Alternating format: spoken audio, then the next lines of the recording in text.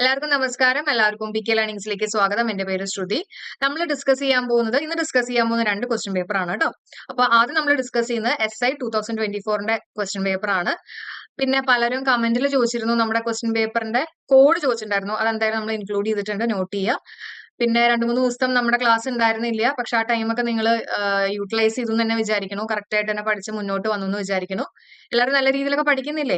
അപ്പൊ ചെറിയൊരു technical issue കാരണമായിരുന്നു കേട്ടോ നമ്മുടെ ക്ലാസ് ഇല്ലാതിരുന്നത്. നമുക്ക് ഇനി കറക്റ്റ് ആയിട്ട് തന്നെ ക്ലാസ്സുകളായിട്ട് മുന്നോട്ട് പോവാം. ഓക്കെ, അപ്പൊ സ്റ്റാർട്ട് ചെയ്യാണ്, സമയം കളയുന്നില്ല. അപ്പൊ ഞാൻ ഒരു ക്വസ്റ്റ്യൻ പറയും, ചോദിക്കും. അപ്പോ ആ ക്വസ്റ്റ്യന്റെ ആൻസർ നിങ്ങളുടെ മൈൻഡിലേക്ക് വരട്ടെ കേട്ടോ. എന്റെ ആൻസറിന് വേണ്ടി വെയിറ്റ് ചെയ്യണേക്കാളും മുമ്പ് തന്നെ ആ ആൻസർ നിങ്ങളുടെ മൈൻഡിലേക്ക് വരട്ടെ. ഓക്കെ, അപ്പൊ നമുക്ക് സ്റ്റാർട്ട് ചെയ്യാം. Okay, first one, fill in the blank with the correct word. The story is that there has been a great dash disruption, a deluge. കുറച്ച് കൺഫ്യൂസിംഗ് ആയിട്ടുള്ള ഒരു ചോദ്യമായിരുന്നു അല്ലെ? ഒന്ന് മൈൻഡിലേക്ക് വരട്ടെ ആൻസർ. എല്ലാവരും ഒന്ന് ആലോചിച്ച് നോക്കിയേ.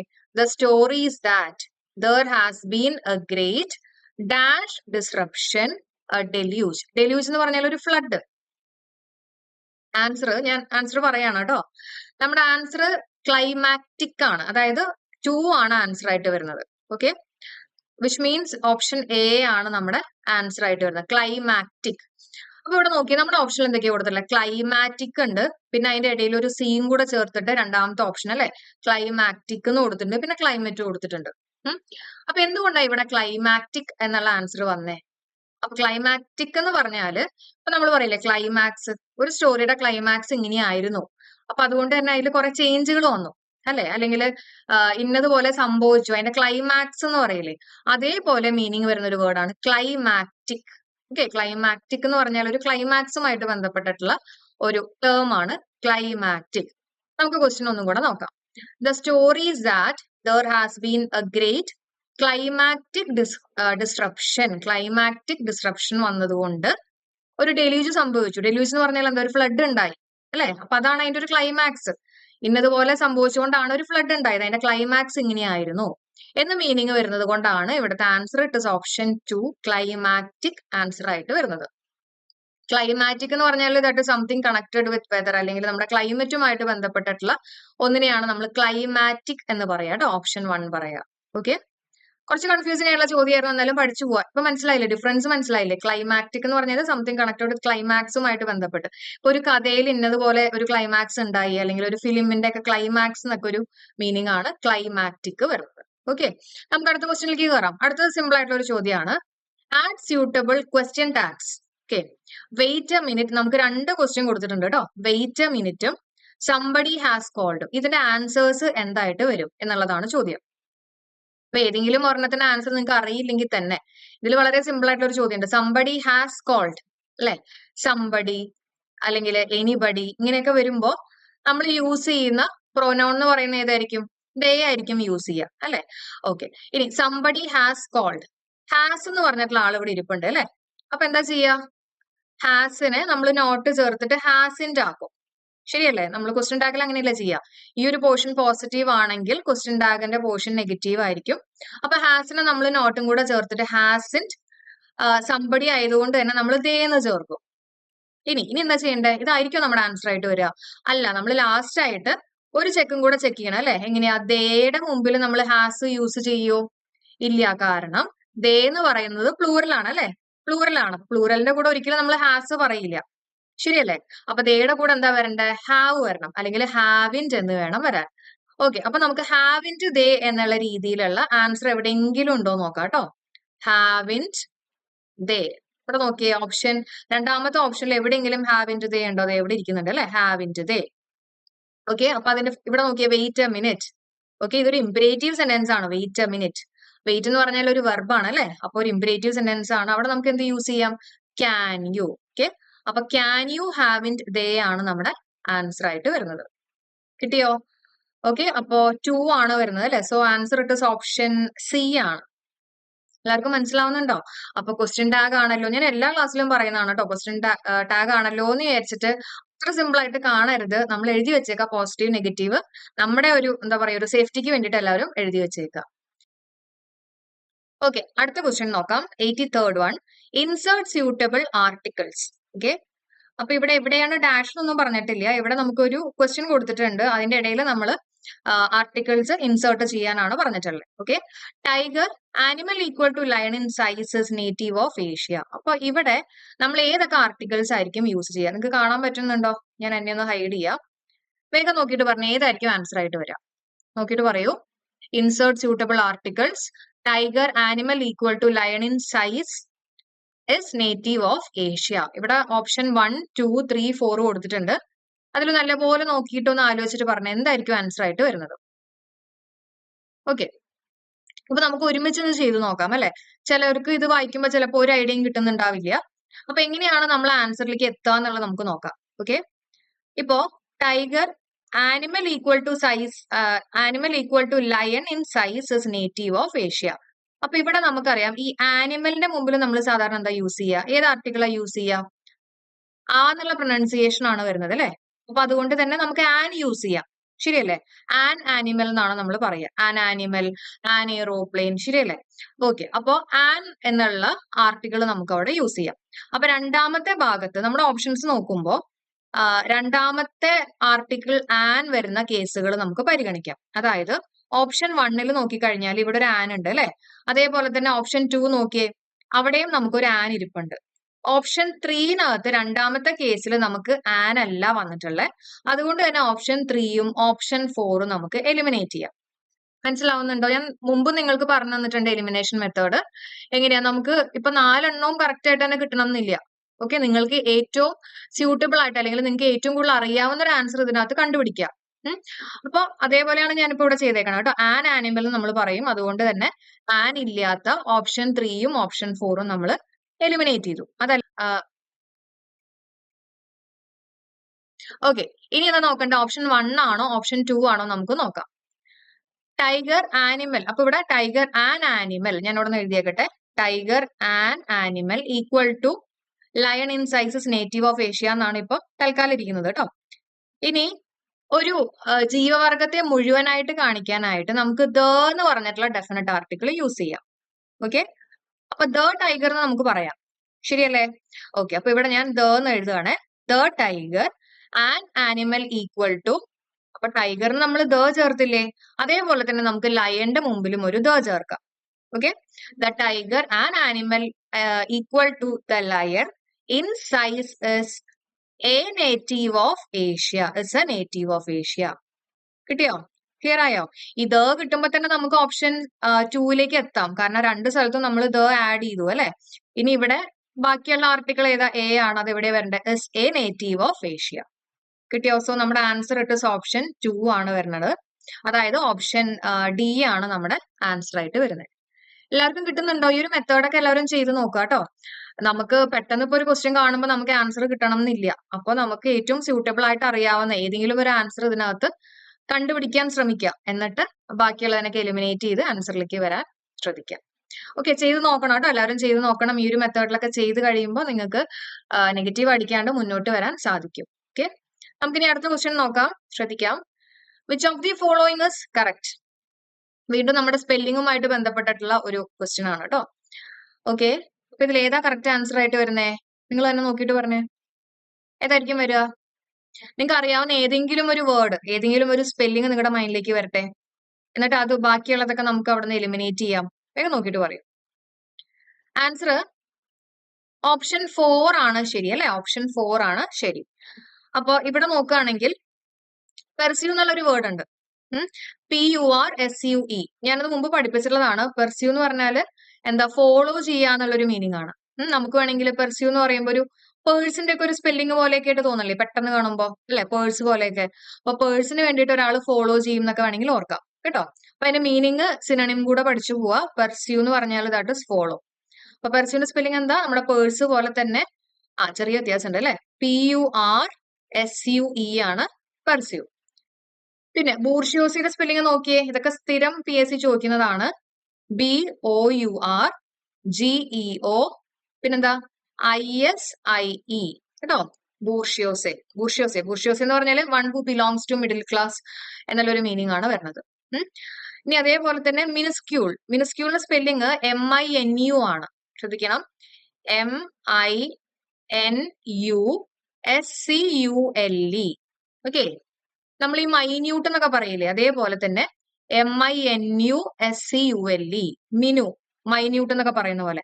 അപ്പൊ മൈന്യൂട്ട് എന്നുള്ളൊരു രീതിയിൽ തന്നെ മിനുസ്ക്യൂൾ എന്ന് പറഞ്ഞാൽ ചെറുതായിട്ടുള്ള, ടൈനി ആയിട്ടുള്ള എന്നുള്ള മീനിങ് ആണ് വരുന്നത്.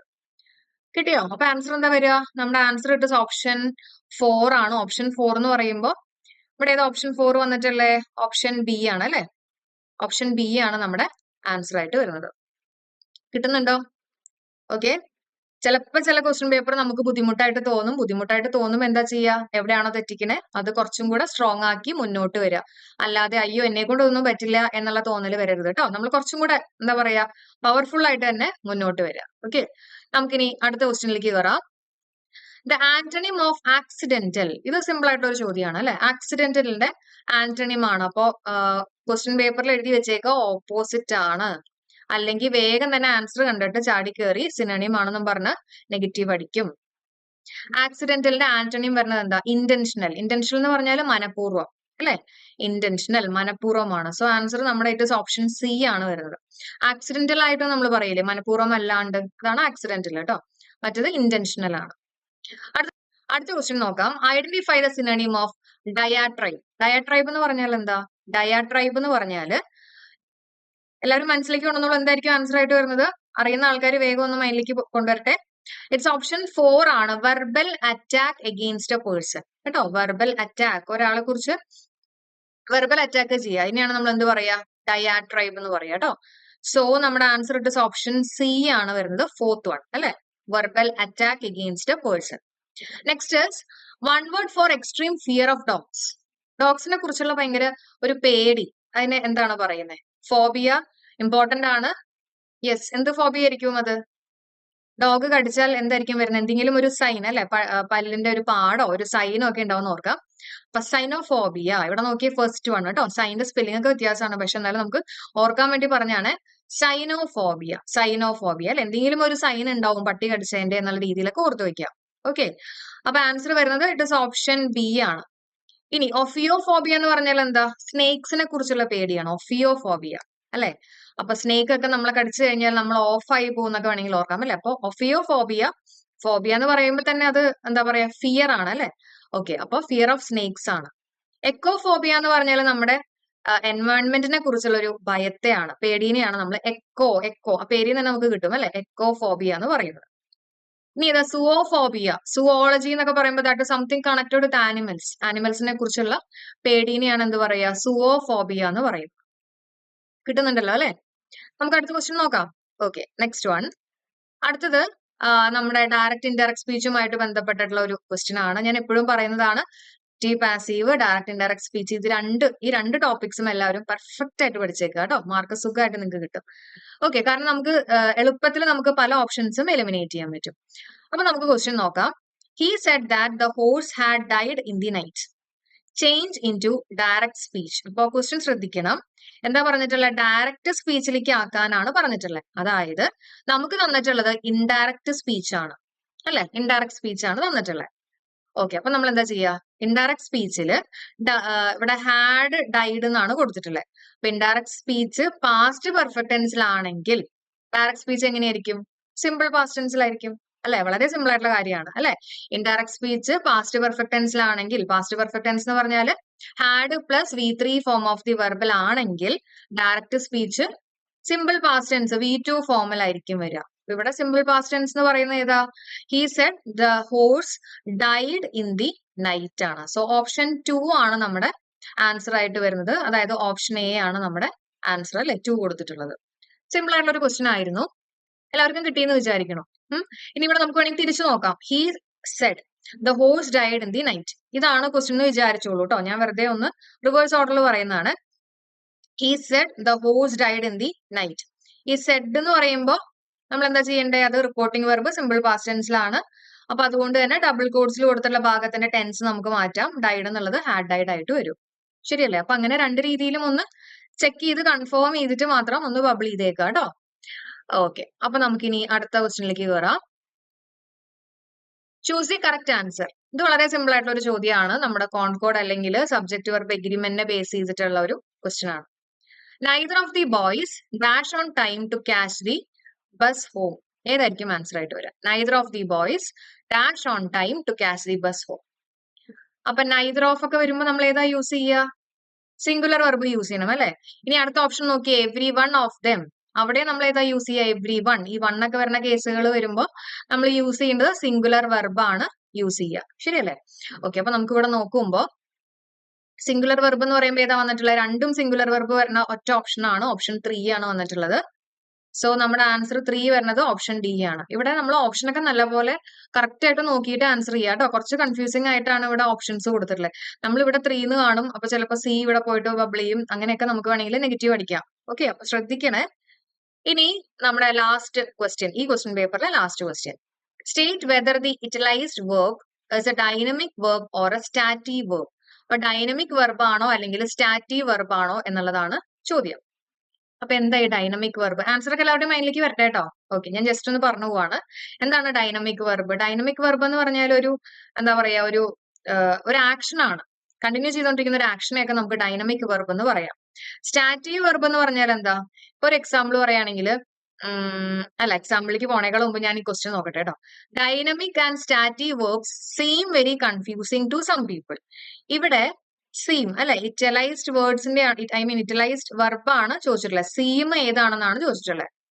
അപ്പൊ ആൻസർ ഏതാണ്? പോരട്ടെ, ദാറ്റ് ഈസ് സ്റ്റാറ്റീവ് ആണ് അല്ലെ, സ്റ്റാറ്റീവ് വെർബാണ്. അപ്പോ ഇപ്പൊ ഞാൻ പറയാണ്, she seems to be happy. അപ്പൊ അവളുടെ ഒരു കണ്ടീഷൻ ആണ് പറഞ്ഞിട്ടുള്ളത് അല്ലെ, ഒരു സ്റ്റേറ്റ്, ഏത് സ്റ്റേറ്റിലാണ് അവൾ ഇരിക്കുന്നത്? She seems to be very happy. അപ്പൊ ആ സീം എന്ന് പറയുന്നത് ദാറ്റ് ഈസ് സ്റ്റാറ്റീവ് ആണ്. ഒരു കണ്ടീഷൻ അല്ലെങ്കിൽ ഒരു സ്റ്റേറ്റ് പറയുന്നതാണെങ്കിൽ ദാറ്റ് ഈസ് ഏത് വെർബായിരിക്കും? സ്റ്റാറ്റീവ് വെർബായിരിക്കും. He is running. അവിടെ റണ്ണിങ് എന്ന് പറഞ്ഞാൽ എന്താ? അത് ഡൈനമിക് വെർബായിരിക്കും. മനസ്സിലായോ? അപ്പൊ ഒരു കാര്യം നടന്നുകൊണ്ടിരിക്കുകയാണ്, ഒരു ആക്ഷൻ നടന്നുകൊണ്ടിരിക്കുകയാണ് എന്നുള്ള രീതിയിൽ പറയുമ്പോൾ അത് ഏതായിരിക്കും? ഡൈനമിക് വെർബായിരിക്കും. അതേസമയം ഏത് സ്റ്റേറ്റിലാണോ എന്നുള്ള രീതിയിലൊക്കെ നമ്മൾ പറയില്ലേ, അങ്ങനെ പറയുമ്പോൾ ദാറ്റ് ഈസ് സ്റ്റാറ്റീവ് വെർബ് കേട്ടോ. കിട്ടിയെന്ന് വിചാരിക്കുന്നു. അപ്പൊ ഇവിടുത്തെ ആൻസർ ഇട്ട് സ്റ്റാറ്റീവ് വെർബാണ്. ഓക്കെ, അപ്പൊ എങ്ങനെയുണ്ട് നമ്മുടെ 10 ക്വസ്റ്റ്യൻസ്? എല്ലാവർക്കും നല്ലപോലെ ചെയ്യാൻ പറ്റിയോ? കുറച്ച് അവിടെ ഇവിടെയൊക്കെ ആയിട്ട് കൺഫ്യൂസിംഗ് ആയിട്ടുള്ള ചോദ്യങ്ങൾ ഉണ്ടായിരുന്നു. എന്നാലും തെറ്റ് വരുത്തിയിട്ടുള്ള പോർഷൻ കുറച്ചും കൂടെ സ്ട്രോങ് ആക്കി കൊണ്ടുവരാം കേട്ടോ. അപ്പൊ നമുക്ക് തീർച്ചയായിട്ടും നെഗറ്റീവ് ഒക്കെ ഒഴിവാക്കി മുന്നോട്ട് വരാൻ സാധിക്കും. നമുക്കിനി അടുത്ത ക്വസ്റ്റ്യൻ പേപ്പർ നോക്കാം. Next one. ക്വസ്റ്റ്യൻ പേപ്പറിന്റെ കോഡ് കൊടുത്തിട്ടുണ്ട്. Choose the correct preposition. Okay, simple ആയിട്ടൊരു ചോദ്യമാണ്. He has great proficiency dash English. ഇംഗ്ലീഷിൽ അവന് നല്ലൊരു പ്രൊഫിഷ്യൻസി ഉണ്ടായിരുന്നു, അല്ലെങ്കിൽ നല്ലൊരു പ്രാവണ്യം ഉണ്ടായിരുന്നു അല്ലെ. ഏതാ ഒരു ആൻസർ? പ്രൊഫിഷ്യൻസി. എനിക്ക് തോന്നുന്നു കുറച്ച് പേരെങ്കിലും ചിലപ്പോ 2 ഓപ്ഷനിൽ ഇങ്ങനെ സ്റ്റക്ക് ആയിട്ട് നിൽക്കുന്നുണ്ടാവും, ഇന്നും മറ്റിൽ നിൽക്കുന്നുണ്ടാവും അല്ലെ. Answer it is option B ആണ്, പ്രൊഫിഷ്യൻസി ഇൻ ഇംഗ്ലീഷ് ആണ് കേട്ടോ. അപ്പൊ നമ്മൾ ഗുഡ് അറ്റ് സംതിങ് എന്ന് പറയും. ഇപ്പൊ ഗുഡ് അറ്റ് എന്താ പറയാ, ഇംഗ്ലീഷ് പറയാം, അല്ലെങ്കിൽ good at mathematics, good at physics എന്നൊക്കെ പറയാം. അതേസമയം പ്രൊഫിഷ്യൻസി ആണെങ്കിൽ അതിന്റെ കൂടെ ഇന്ന് വേണം നമ്മൾ പ്രപ്പോസിഷൻ ആയിട്ട് യൂസ് ചെയ്യാൻ.